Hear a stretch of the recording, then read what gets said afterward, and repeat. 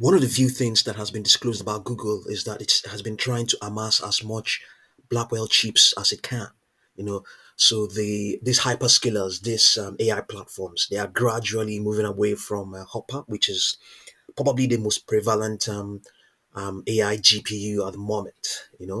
Nvidia has since issued upgrades, has come up with by far more advanced GPUs, the Blackwell series of GPUs, since last year.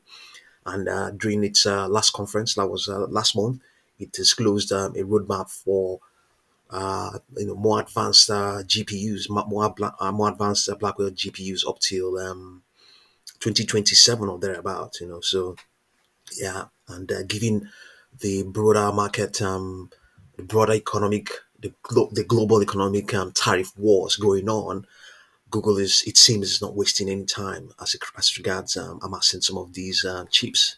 So but on the face of it, you may think Google is not facing any risk as such. So the first danger that Google is shared by the first danger to Google is shared by every corporation.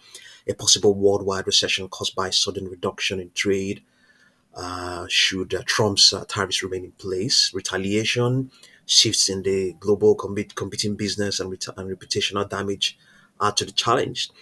If all this slows down the economy, it seems like one of the first things companies would do where there's uncertainty is cutting back on ad spending. Yes, and we know very well that uh, Google advertising is a very, very significant part of Google's revenue. In 2024, it was around 76%. So the risk extend beyond that to what are known. The risk extend beyond that to what are known as digital service taxes. Already implemented in several countries that aim at large U.S. ad-based services like Google. They are typically in the range of 2 to 5% of the revenue, but could rise significantly in response to tariffs. More companies could choose to adopt them as a way to put pressure on the US by targeting its big companies, and Google is most certainly one of the most prominent of all of them. One of the most prominent. You can't really degrade its prominence in globally. Globally you can't. So given all of those, we can see what's going on with Google stock. Let's just quickly dive in and see what's going on. We'll come all the way back to the. Maybe we might just begin with a 4 hour chart.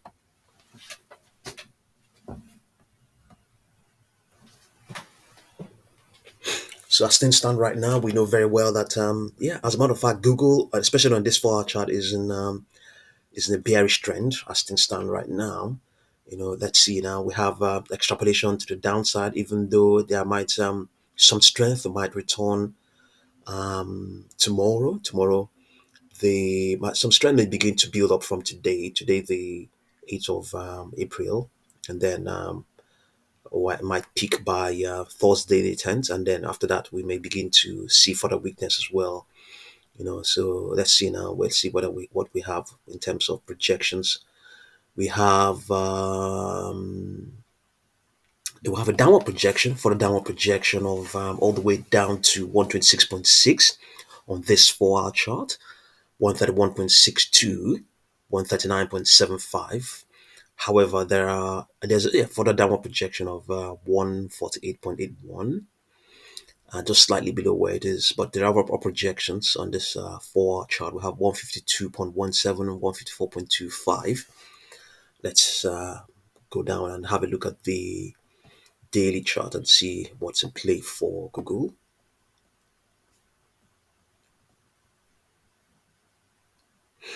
Let's see now. What do we have? We have no upper projection on this daily chart. Everything is a downward projection. 143.62, 149.79. You can't believe it. Google is in a strong bearish trend. Its 200-day moving average is sloping bearishly lower. Weakness is expected to continue based on extrapolation of its 10-day moving average all the way down to Wednesday the 16th, and then it might pivot and then begin to advance. and up till, yeah, it should be according to the 10-day moving average extrapolation, up till strength will pick up and then peak on Thursday the 1st of May. But on its 10-20 day moving average, the weakness, there's no strength is extrapolated. No strength is extrapolated. So yes, indeed, momentum, yes, might there's a validation of that strength based on the price pressure momentum for its 10-day moving average.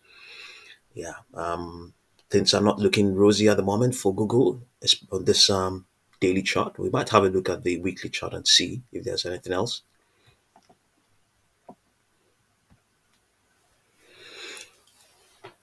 Okay, this is the weekly chart. We have same thing as well, weakness, but we might begin to we might see a consolidation from Monday the 2nd of June. This is a weekly chart, but outside that, everything is a downward projection. Everything, I think, sorry, everything based on extrapolation of its 21 week and 10 week moving averages. So let's see now.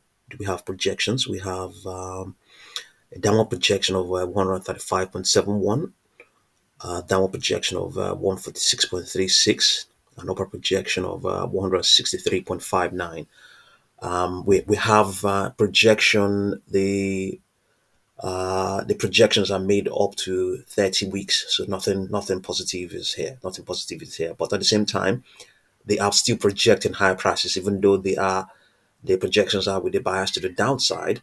But it's still they are still higher prices. They're still higher prices. So we can see now for Monday, the 14th of April, we are still seeing higher prices, an upper projection. They project, even though it's to the downside, but it's still higher than where things are right now. This is just to ensure that if things change, suddenly, if things change, that the indicators will have something to present, in my opinion.